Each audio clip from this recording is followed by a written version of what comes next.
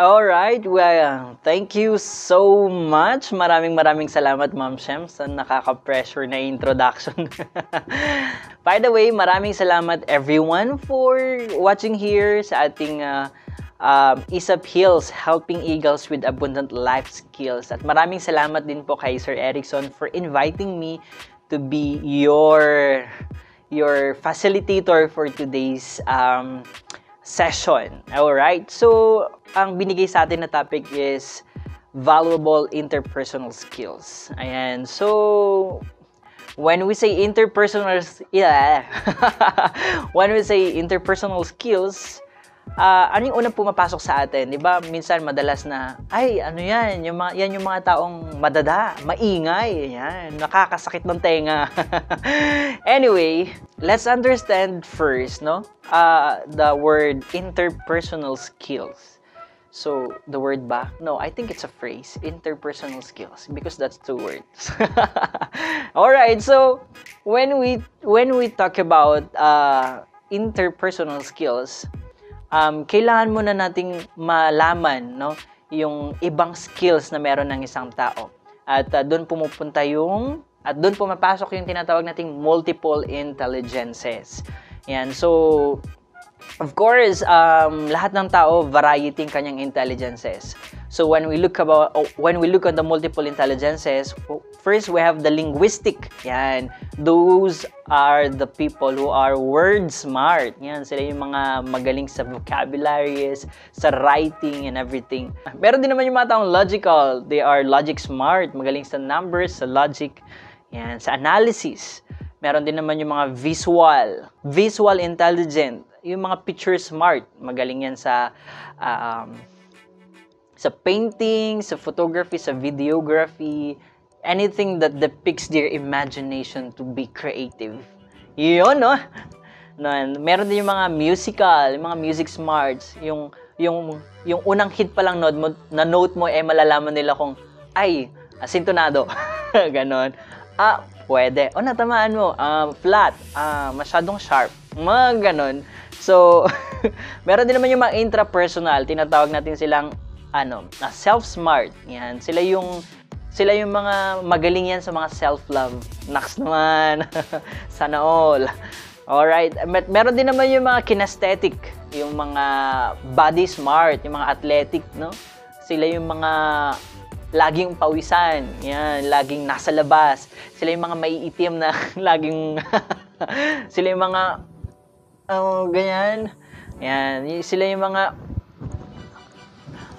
magaling talaga sa pagdating sa outdoors or adventures. Yan. Yan. Interpersonal. Sila yung tinatawag nating people smart. Yan. Sila yung magaling makihalubilo sa mga tao. And of course, the naturalistic. Sila yung mga nature smart. Sila yung advocate ng ating kalikasan. Yan. And of course, ang focus natin, syempre, interpersonal because that's our topic for today. So, when we talk about interpersonal skills are the skills we use every day when we communicate and interact with people, both individually and in groups. So, they include a wide range of skills, but particularly communication skills such as listening and effective speaking. They also include the ability to control and manage your emotions. So, I believe, no, that hindi lang doon sa multiple intelligences na diniscuss natin kanina, hindi lang iisa meron tayo. We can have 2, 3, 4, 5, 6 or more. When we say interpersonal skills, I think everyone should have this kind of skill because, no man is an island. We need someone in our lives. We need people in our lives in order for us to say, you are living. Hindi create ni Lord si Adam na mag-isa. So, until we all came here. And of course, yun yung skill na kailangan nating i-enhance at i-develop. Hindi natin pwedeng i-deny itong klase ng skill na to. So, everyone, including me, no, dine-develop natin everyday yung ating interpersonal skills. Ano nga bang pinagkaiba ng interpersonal skills sa social skill? Wala silang actually differences. They are both the same thing. So, that talks about interaction with others. Okay, so tinatawag naman natin na socialization yung process of using our social skills. Yon. So, move on tayo. Pag-uusapan naman natin yung mga valuable skills na meron tayo na pwede nating ma-enhance. Pag-uusapan natin yung mga kailangan nating matutunan pagdating sa pagiging interpersonal natin. So, syempre, unang-una, hindi pwedeng mawala ito ang ating communication skills, no? Pangalawa, emotional intelligence, pagiging team player natin, yung influence natin, how we handle the conflict management, how we handle conflict, and of course, being a decision maker or problem solver. Siyempre, unahin muna natin ang communication. Okay? Dahil mahirap mabuhay nang wala kang kausap. So, we have to communicate to someone else. And when we talk about communication, hindi lang yung tinatawag natin na kailangan nagsasalita ka. Diba? Communication is far more than the words that come out of your mouth. But, we have to remember this. We have 2 ears and 1 mouth, and that we should therefore listen twice as much as we talk. Communication does not only talks about the one who talks, but also the one who listens. Siguro, pagdating sa pagsasalita, pwedeng mani-manihin mo na lang yan. But, when we talk about listening, marami sa atin, including me sometimes, I don't listen. And I'm in a work in progress. So, actually, ang communications, when we talk about communication, it entails 2. That's listening and of course, speaking. But, kaya nga tayo binigyan ni Lord ng 2 tenga at 1 bunganga at hindi 2 bunganga, 1 tenga. That sounds awkward. Dito yung tenga, tapos dito yung 2 bunganga natin. Siyempre, the Lord is God. The Lord is the Lord of order. So, binigyan niya tayo ng 2 tenga in order us to listen more rather than talk more. Okay?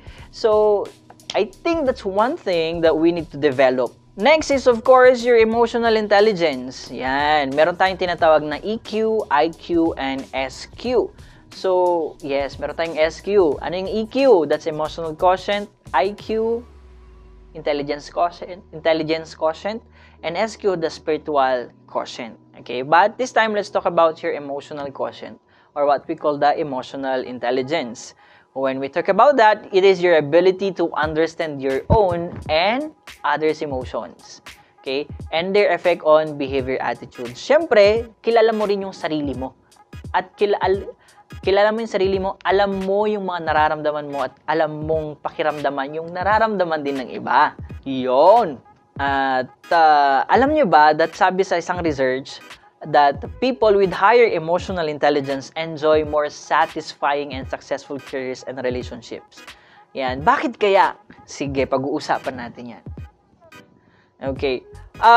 Pagdating sa emotional intelligence natin, no, kinakategorize natin into 2 level. That's the personal, sa sarili mo, at saka interpersonal, sa ibang tao. Okay, pag-usapan muna natin yung personal. You have your self-awareness, your self-regulation, and your self-motivation. On the interpersonal naman, we talk about your empathy and your social skills to other people. Yan. So, unahin natin ng personal level ang iyong pagiging aware sa iyong sarili. Ang tinatawag natin na self-awareness. When we talk about your self-awareness, we talk about your emotional awareness. Alam mo kung anong nararamdaman mo. Yan. We talk about your self-assessment. Accurate at hindi bias. Alam mong i-assess yung sarili mo nang hindi ka bias. Nang hindi ka nagde-deny sa sarili mo. Yan. And of course, yung confidence natin bilang tayo, no? So, it's about knowing your emotions, knowing your personal strengths and weaknesses, and of course, having a strength sense of your own worth. Dito mo malalaman, dito mo dine-develop yung mindset mo of your worth, your self-awareness. Kasi, you can't see the worth of other people unless you don't know your worth. Okay? Without awareness and understanding of ourselves and a sense of self-rooted in our own values, it is hard to be aware of and respond to emotions of others. Hindi mo kayang intindihin ang ibang tao hanggat hindi mo naiintindihan ang sarili mo. Okay? Hindi mo kayang patawarin ang ibang tao hanggat hindi mo napapatawad ang sarili mo. That's what we call self-awareness. Kailangan alam mo yung nararamdaman mo bago mo intindihin yung nararamdaman ng iba. Yan yung tinatawag nating self-awareness at part yun ng iyong emotional intelligence. Okay.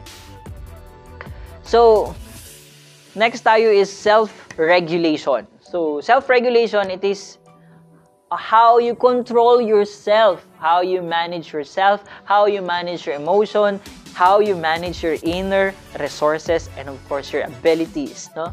So, it is also, your self-regulation also is your ability to manage your impulses. Alam mo kung paano mo kontrolin yung sarili mo, kung kailan ka magsasalita, kung saan mo ilulugar yung mga words mo, saan mo ilulugar yung sarili mo, at yung mga impulses mo, alam mo kung kailan ka maglalabas ng sama ng loob, kailan ka maglalabas ng sama ng galit, at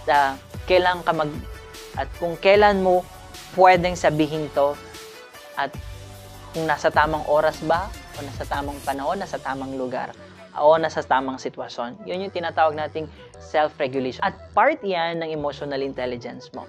Of course, part ng emotional intelligence mo ang motivation. Okay? Motivation is what pushes us to achieve our goals, feel more fulfilled, and improve our overall quality of life. Siyempre, hindi mo ginagawa ang isang bagay nang wala kang motivation. What motivates you to do that? What motivates you to study? What motivates you to pursue her? What motivates you to court her? Diba?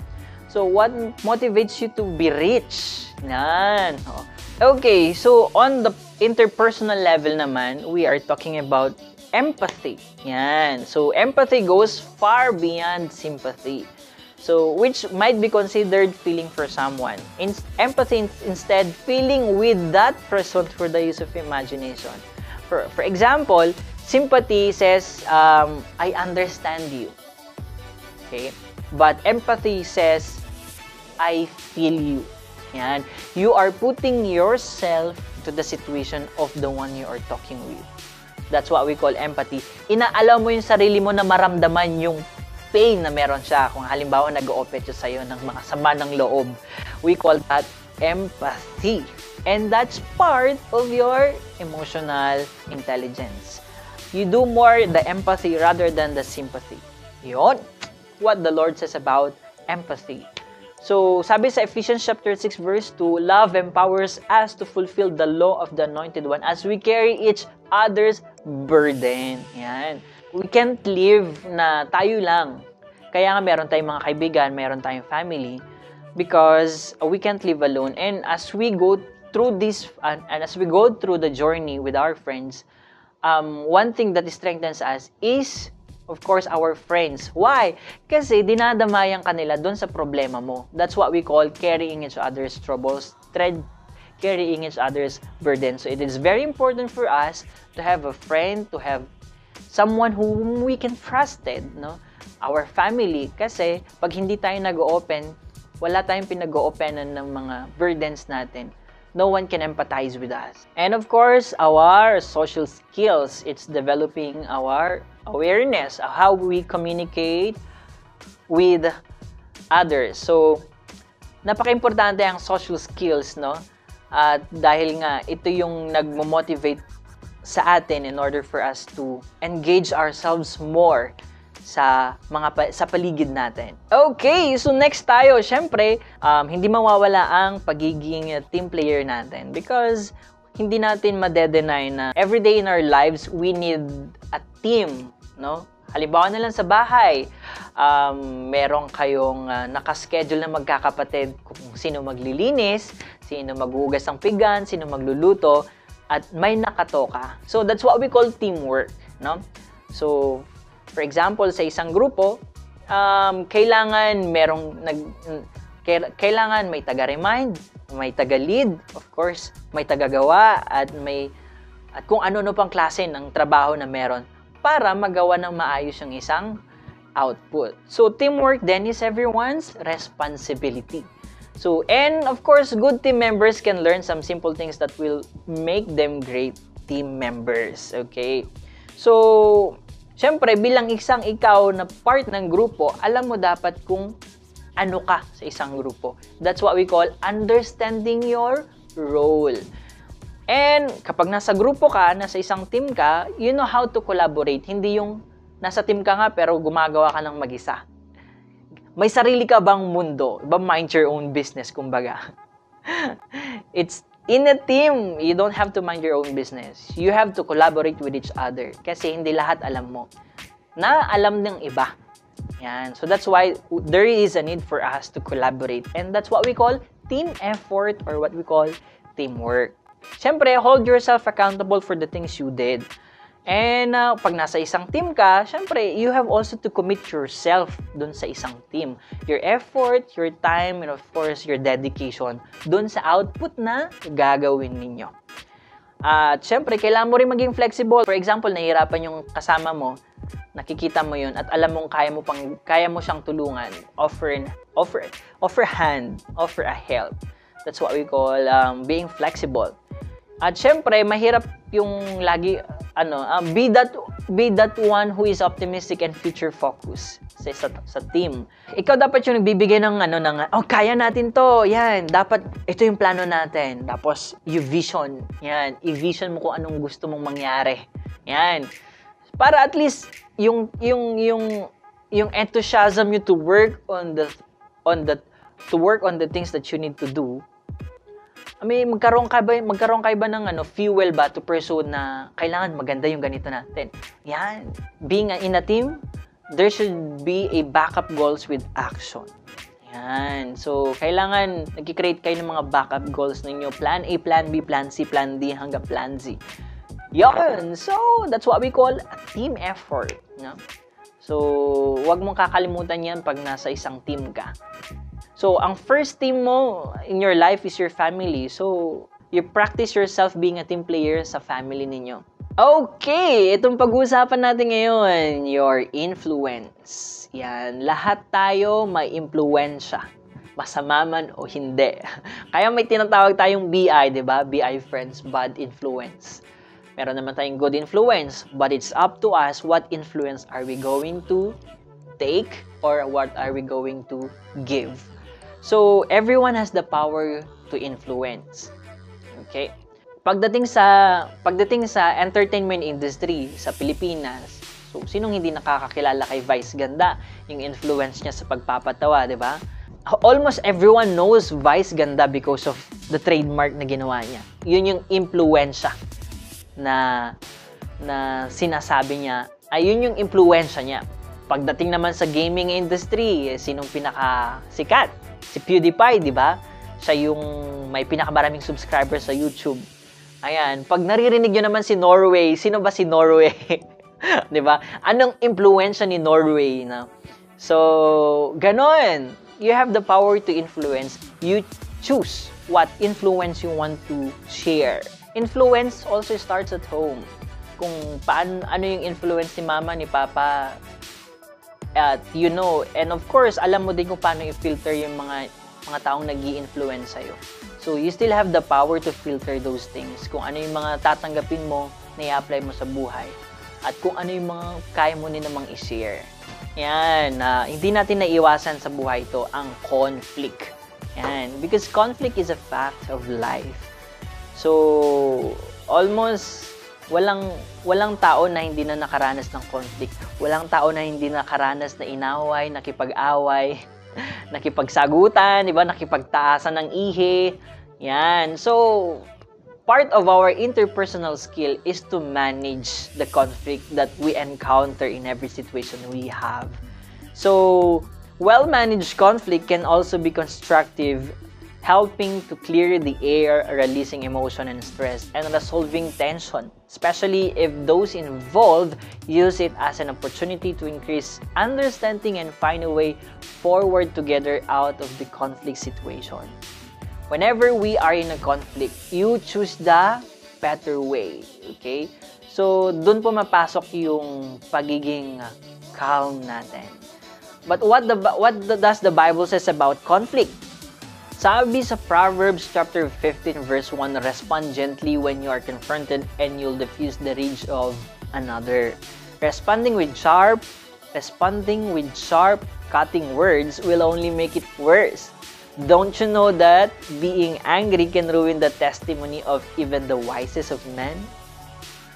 So, when we encounter conflict, always respond gently. Choose to be calm, and when you need to be silent, in order for you to have a good composure still, that you can maintain still the peace, you have to. Okay, of course, ang pinakahuli natin kailangang matutunan, hindi mawawala ang pagiging decision maker natin or problem solver, because decision making is an everyday part of our life. From choosing our food for breakfast until the time you go to bed, no? Decision making also entails choosing your right friends, di ba? Choosing the right food na kakainin natin. So that's what we call decision making. But of course, best decisions still are those decisions consulted with God. Put God in your everyday decisions and He will give you wisdom to choose what's best for you. Promise, hindi ka maliligaw, hindi ka mawawala, at hindi mo pagsisisihan as long as you prayed for those big decisions in your life. So, always remember that God always listens. So, why do we need God in our everyday decisions? Because He is our Father and He knows the best things for us. He knows what's best for us. So, don't hesitate to ask God for the decisions in your life. So, in your studies, in your family, in your relationships, and in your friends. So, always include God in every decisions you have and promise you will never go wrong. So, i-wrap up natin yung kailangan nating i-develop sa ating pagiging interpersonal na tao. Yan. First, communication skills, no? That we should listen more than we talk. Emotional intelligence, that we should have our own self-awareness, self-regulation, or self-motivation, our empathy and social skills. Being a team player, you know your roles, you know your role in the team, and you know how to work with the team. And of course, your influence, you choose the right influence that you apply and that you need to share. And of course, use conflict management. You should know how to handle conflict in every situation. And of course, a decision maker. Always put God in every decision you have. Okay! It's true that we are not perfect because no one's perfect except the Lord. But the Lord allows us to be better each day. So choose to be better. Choose to be the better version of you. Because no one can help you except you, yourself, and you. You know, it's a matter of a mindset that this is me. And whatever flows that I have in me, this does not define me. You know, these are just guides for you to know and assess yourselves better on what are the things that you really need to improve. After all, no one's perfect. But our ability to change to be better, that's what makes our life perfect. So thank you guys, agyaman na kakabsat sa inyong pakikinig. I hope I was able to share some and inspire you. And I'm not the best and perfect speaker for this topic, but at least we tried. And of course, stay safe and stay at home always. Because of this situation we still have the opportunity to improve ourselves, no? My last reminder would be always be happy, always be joyful, and always give thanks to the Lord. And I thank you guys for listening with me until the end, at mabuhay tayong lahat.